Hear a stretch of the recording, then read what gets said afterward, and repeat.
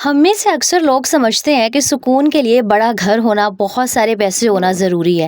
लेकिन सुकून इंसान को एक छोटे से एक कमरे के घर में भी मिल जाता है।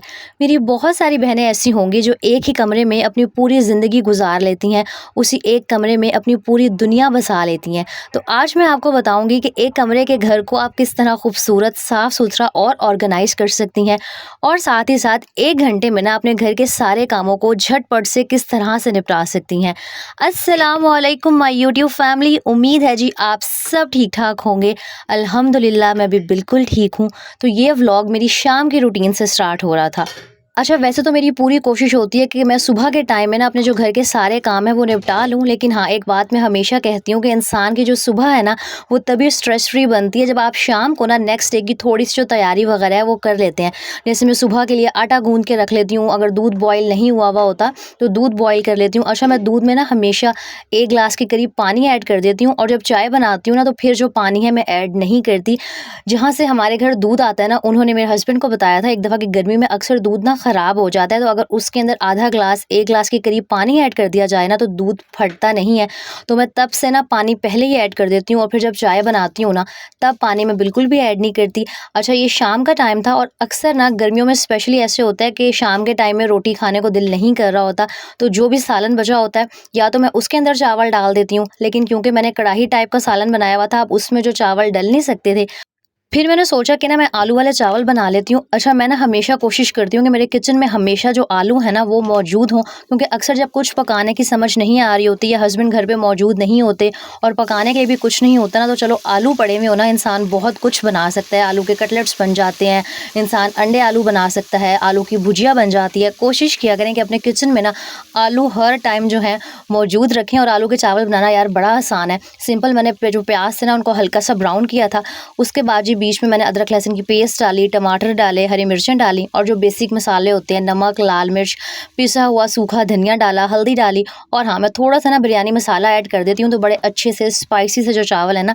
बन जाते हैं। और मुझे आलू के जो चावल है ना वो थोड़े से ज़्यादा मिर्चों वाले अच्छे लगते हैं, तो मैंने हरी मिर्चें ना ज़्यादा डाल दी थी।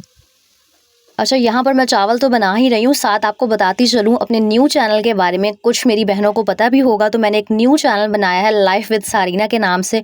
कमेंट में ना उसका जो चैनल का लिंक है मैं पिन कर दूँगी। जिन्होंने अभी तक सब्सक्राइब नहीं किया ना, लाज़मी सब्सक्राइब कर दें। और वहाँ पे ना मैं बड़ी अच्छी-अच्छी मोटिवेशनल किस्म की इस तरह की वीडियोज़ अपलोड किया करूँगी। यूट्यूब के हवाले से बताऊँगी कि चैनल किस तरह से डिटेल से आप बना सकते हैं, उसको ग्रो कर सकते हैं, और साथ में और भी बहुत कुछ इंशाल्लाह ना मेरा प्लान है वहाँ शेयर करने का। बस 500 सब्सक्राइबर्स कंप्लीट हो जाएँ, फिर जी वहाँ पे पहला व्लॉग और पहली वीडियो आ जाएगी। आलू के चावल बहुत मज़े के बने थे, और उसके बाद जी ये नेक्स्ट डे हो गया था स्टार्ट। अच्छा, मेरी बहुत सारी बहनें ना मुझे अभी भी यही कमेंट्स कर रही होती हैं, आप भी अगर हम सुबह जल्दी उठ भी जाएँ ना तो जो हमारे काम हैं वो ख़त्म होने का नाम ही नहीं लेते हैं, चाहे हम जो मर्ज़ी कर लें। तो मैंने सोचा कि आज ना मैं आपको अपने पूरा दिन की रूटीन दिखाती हूँ और बताती हूँ कि मैं 1 घंटे में, यकीन करें 1 घंटे में जो घर के सारे काम है ना वो किस तरह से निपटा लेती हूँ। और यकीन करें इस बात से कोई फ़र्क नहीं पड़ रहा होता कि आपका घर छोटा है, आपका घर बड़ा है। अगर आपको प्लानिंग करनी आती हो ना, आपको पता हो कि आपने किस टाइम पे कौन-सा काम करना है, तो हर चीज़ ऑटोमेटिकली बहुत आसान हो जाती है। और मेरी बहुत सारी बहनें ऐसी होंगी जो मेरी तरह जॉइंट फैमिली में रहती हैं, और जॉइंट फैमिली में रहने वाली हर औरत के हिस्से में ना मोस्टली एक ही कमरा आता है। कोई बड़ी खुशनसीब मेरी बहनें होती होंगी जिनके पास ना एक से ज़्यादा कमरा होता होगा, वरना सबके पास मोस्टली एक ही रूम होता है। तो एक रूम जो है ना वो गंदा भी बहुत जल्दी हो जाता है, और सबसे ज़्यादा चैलेंजिंग पार्ट यही होता है कि एक कमरे को जी किस तरह से साफ़ सुथरा और ऑर्गेनाइज रखा जाए। तो मेरी तो ये आदत है कि मैंने ना दिन सेट किए होते हैं कि वीक में एक दफ़ा ना कमरे की इस चीज़ को साफ़ करना है। जैसे आज मेरा प्लान था कि जो मेरा सोफ़ा कम बेड है ना इसको मैं हटाऊँगी, और सोफ़ों के पीछे, ड्रेसिंग टेबल के पीछे और बेड के नीचे अक्सर बहुत मिट्टी इकट्ठी हो जाती है, तो उसको टाइम टू टाइम आप साफ़ करती रहा करें। जैसे यहाँ ना मैंने सोफ़ा हटाया, सारी जो भी पीछे मिट्टी थी झाड़ू से उसको निकाल लिया था। एक ना ये मैंने वायर्स वाला, ये प्लास्टिक की तारें होती हैं, इस तरह का एक ब्रश रखा हुआ है, ये सिर्फ़ मैं सोफ़े के लिए ही यूज़ करती हूँ, बिल्कुल पाक साफ़ है, कहीं आपको लगे आपने गंदा ब्रश यूज़ कर लिया है। इससे पहले मैंने सोफ़े को अच्छे से साफ़ किया, इसके ऊपर मिट्टी पड़ी हुई थी, ज़ाहिर है हालाँकि कवर्ड होता है, लेकिन फिर भी चीज़ों पे मिट्टी आना नॉर्मल सी बात है। तो डस्टिंग का ख़्याल लाज़मी रखा करें, वरना अगर चीज़ों की डस्टिंग ना की जाए ना, फिर सामान चाहे वो फर्नीचर हो गया या कोई भी चीज़ हो गई, गंदा हो जाता है बहुत ज़्यादा। अच्छा, मैं पहले भी शेयर कर चुकी हूँ कि अगर आपके पास भी स्पेस का इशू है ना, आप रेंट के घरों में रहती हैं और जगह का इशू है, तो ये सोफ़ा कम बेड है ना, यार बहुत यूज़फुल चीज़ है। हर सोफ़ा कम बेड के नीचे ना इस तरह स्टोरेज के लिए जगह दी हुई होती है। इसके अंदर आप अपने गर्मियों और सर्दियों के कपड़े रख सकती हैं, बेडशीट्स रख सकती हैं और कुछ नहीं तो बच्चों के टॉयज़ रख सकती हैं, बच्चों के कपड़े रख सकती हैं, क्योंकि एक कमरे में सबसे ज़्यादा मसला यही होता है कि जिस सामान को किस तरह से समेटा जाए। तो ये सोफ़ा कम बेड ना मेरे बहुत काम आ जाता है। ख़ैर आज ना मैंने इसको सोफ़ा बना दिया था, नॉर्मली इसको मैंने बेड बनाया होता है और ना मैं महीने में एक दफ़ा अच्छे से इसको इस तरह से साफ़ करती हूँ। पहले मैंने ब्रश से सारी इसकी मिट्टी निकाल ली थी, फिर मैंने जी नीम गर्म पानी में ना थोड़ा-सा सिरका डाला था और जो बेकिंग सोडा होता है 1 चम्मच के करीब वो ऐड किया था और साथ में लिक्विड डिश वॉश डाला और मैं अच्छे से ना कपड़ा इसके अंदर डिप कर के इसके ऊपर रगड़ती जाती हूँ। इसके अंदर जो भी मिट्टी वगैरह होती है वो सारी निकल जाती है और जो सोफ़ा है ना बिल्कुल न्यू हो जाता है। तो अगर आपके पास भी इस तरह के कपड़े वाले सोफ़े हैं ना, तो महीने में एक दफ़ा लाज़मी इस तरह से सोफ़ों को साफ़ कर लेंगे, तो आपका जो सोफ़ा है ना बिल्कुल न्यू हो जाएगा। और मैं तो फिर भी इसके ऊपर ना चादर डाल के लाज़मी रखती हूँ, क्योंकि आमना छोटी है और अगर बच्चे छोटे हो ना तो वो बेड हो गए या सोफ़े हो गए, इन पे कुछ ना कुछ गिराते रहते हैं और फिर वो जो फ़ोम है और जो स्पेशली ऊपर की पोशिश हुई हुई होती है ना, वो ख़राब हो जाती है। इसलिए ना अपने बेड के ऊपर तो ख़ैर बेडशीट होती है, सोफ़े को लाज़मी कवर करके रखा करें।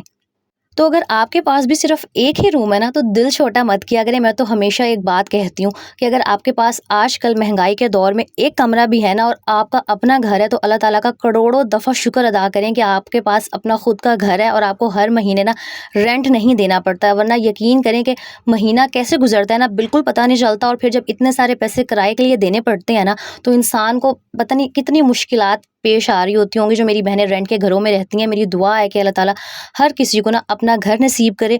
और बाकी रही बात कि एक कमरे के घर को साफ़ सुथरा किस तरह रखना है, तो बस इसी रूल को फ़ॉलो किया करें कि हर हफ़्ते कोई ना कोई कोना पकड़ लें, उसको क्लीन कर लें। कभी सोफ़े हटा के सफाई कर लें, कभी बेड के नीचे से सफाई कर लें।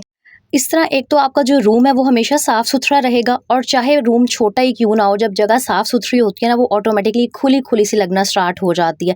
मेरी ना यही रूटीन है और मैं हमेशा इसी रूटीन को फ़ॉलो करती हूँ और बाकी मैं बहुत दफ़ा आपको बता चुकी हूँ कि चाहे मैं घर की सफाई कर रही हूँ, मैं बर्तन धो रही हूँ, मैं हमेशा ना एक टाइमर सेट रखती हूँ अपने माइंड में कि हाँ, इतना टाइम है मेरे पास, इस टाइम में मैंने इस चीज़ को ना साफ़-सुथरा कर लेना है। मैं बहुत ज़्यादा टाइम एक ही चीज़ की जो सफाई है ना, उस पर कभी भी वेस्ट नहीं करती। और यहाँ पर चेक करें, बेशक मेरा रूम बिल्कुल सिंपल सा है, सादा सा है, कोई महँगी चीज़, कोई महँगा सामान इसमें नहीं है।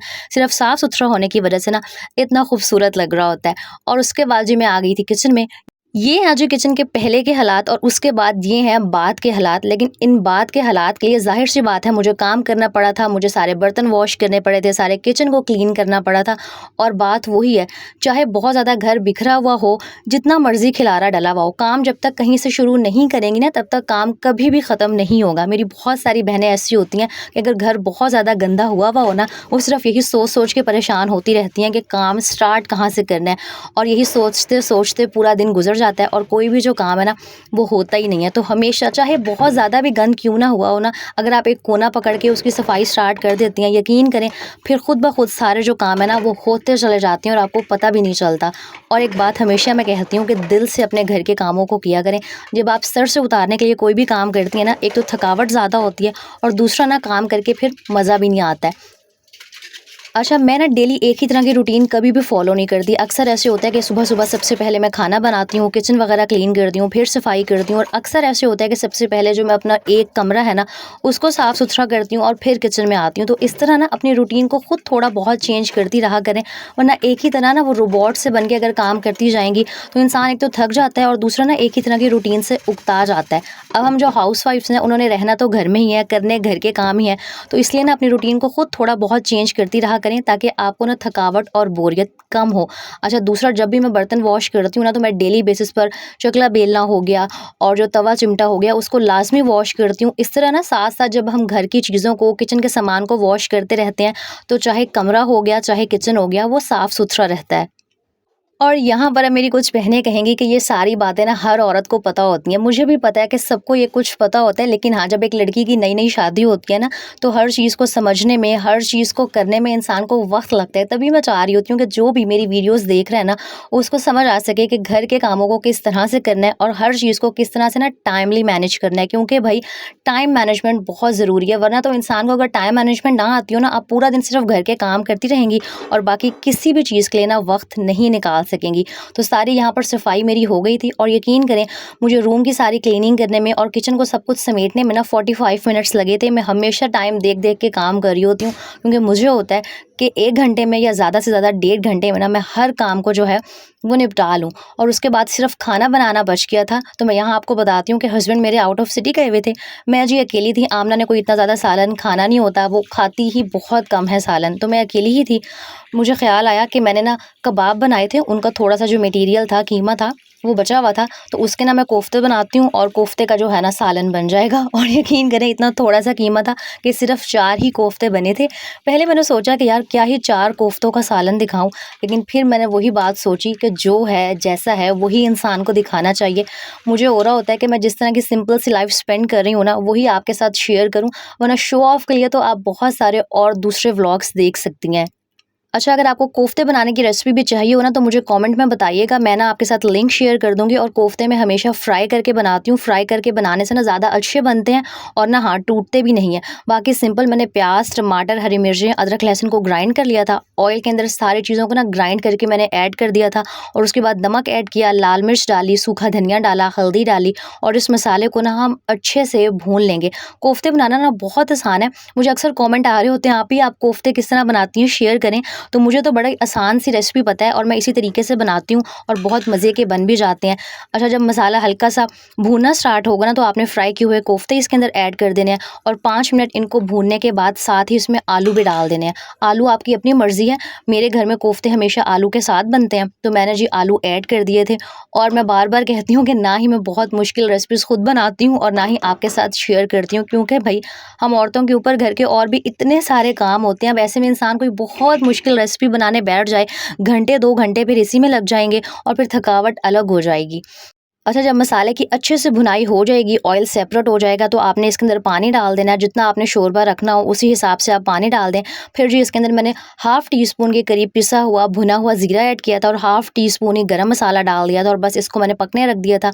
धनिया मेरे पास अवेलेबल नहीं था, आपने ऊपर से धनिया भी गार्निश कर देना है और मज़ेदार सा जो कोफ्ते का आपका सालन है ना, रेडी हो जाएगा। तो मैं तो भई इस तरह आसान-आसान सी रेसिपीज़ फ़ॉलो करती हूँ और आपको भी वही बताती हूँ और यकीन करें घर के सारे काम मेरे बड़ी आसानी से बग़ैर थकावट के मैनेज हो जाते हैं। कोशिश करें कि बस हर हाल में ना अल्लाह ताला का शुक्र अदा करें। जब शुक्र अदा करेंगे ना, तो एक तो दिल मुतमईन रहेगा, पुरसुकून रहेगा और दूसरा आपको काम करने का खुद ब खुद मज़ा आने लगेगा। तो मेरी 1 घंटे की प्रोडक्टिव रूटीन अगर अच्छी लगी हो तो लाइक, कमेंट एंड शेयर कीजिएगा। फ्रेंड्स एंड फैमिली के साथ वीडियो को शेयर कीजिएगा। बहुत सारा अपना ख़्याल रखिएगा। अल्लाह हाफ़िज़।